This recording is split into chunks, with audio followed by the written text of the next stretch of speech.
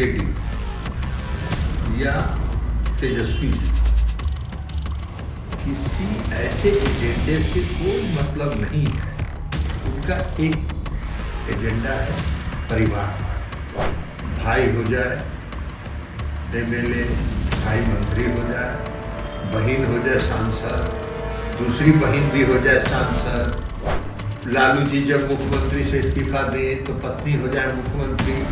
दूसरा कोई नहीं है, इस पार्टी में कोई और था कि नहीं था। पूरे शासनकाल में चारा घोटाला, फिर अलकतरा घोटाला। नमस्कार, मेरा नाम आलोक है। आप लाइव सीरीज देख रहे हैं। केंद्रीय मंत्री ललन सिंह ने आज लालू परिवार पर जमकर हमला बोला। देखिए, बिहार में जाति आधारित गणना कराई गई थी। नीतीश कुमार मुख्यमंत्री रहते हुए उन्होंने अपने खर्च पर बिहार में जाति आधारित गणना कराई। अब देश में भी जातीय जनगणना का ऐलान हो चुका है। जातीय जनगणना कराई जाएगी। अगली बार जब जनगणना कराई जाएगी उसमें जात का भी एक कॉलम जो है, कास्ट का भी जो एक कॉलम है वो ऐड किया जाना है। नरेंद्र मोदी की कैबिनेट ने इस पर फैसला लिया था पिछले दिनों ही, वो खबर हमने आपको दिखाई है। लेकिन देखिए, अब जब लालू यादव हो, तेजस्वी यादव हो या कांग्रेस पार्टी हो, वो सभी कह रहे हैं कि विपक्ष के दबाव में आकर सरकार को निर्णय लेना पड़ा है, नरेंद्र मोदी की सरकार को ये निर्णय लेना पड़ा है। तब ऐसे में केंद्रीय मंत्री ललन सिंह क्या कुछ कर रहे हैं लालू परिवार पर, काफ़ी हमलावर हैं। कांग्रेस पार्टी को भी जमकर खड़ी खोटी सुनाई है। हम आपको सुनवाते हैं। देखिए, लालू जी कौन सा क्रेडिट लेना चाहते हैं हमारे समझ से बाहर है। इसलिए कि लालू जी को या आरजेडी को या तेजस्वी जी किसी ऐसे एजेंडे से कोई मतलब नहीं है जिससे सामाजिक समरसता आती हो, जिससे समाज के जो सबसे पिछले पायदान पर है उनको न्याय मिलता हो। इस तरह के किसी एजेंडे से कभी लालू जी को मतलब नहीं रहा। लालू जी का एजेंडा दूसरा रहता है। पूरे उनके 15 साल के शासनकाल में, पति पत्नी के शासनकाल में, या कुछ दिनों के लिए जब नीतीश जी की कृपा से तेजस्वी जी उप मुख्यमंत्री बने, तो उसका पूरा अध्ययन कर लीजिए। कोई उनका एजेंडा नहीं है। उनका एक एजेंडा है परिवार, भाई हो जाए एमएलए, भाई मंत्री हो जाए, बहन हो जाए सांसद, दूसरी बहन भी हो जाए सांसद, लालू जी जब मुख्यमंत्री से इस्तीफा दे तो पत्नी हो जाए मुख्यमंत्री।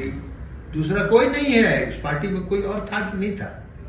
आरजेडी में जब श्री लालू प्रसाद जी इस्तीफा दे रहे थे तो आरजेडी में 2 लोग थे क्या, पति और पत्नी, और किसी और पर भरोसा विश्वास किया जा सकता है? तो उनका न किसी से भरोसा है, न किसी पर विश्वास है।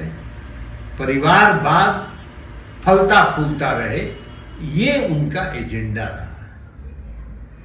दूसरा एजेंडा उनका रहा है भ्रष्टाचार।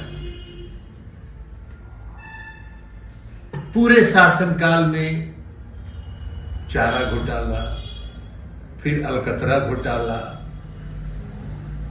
फिर जमीन, गरीबों से जमीन लिखवा के उसको नौकरी देने का घोटाला, रेलवे की संपत्ति बेच के उसके बदले पटना में जमीन लिखवा लेने का घोटाला।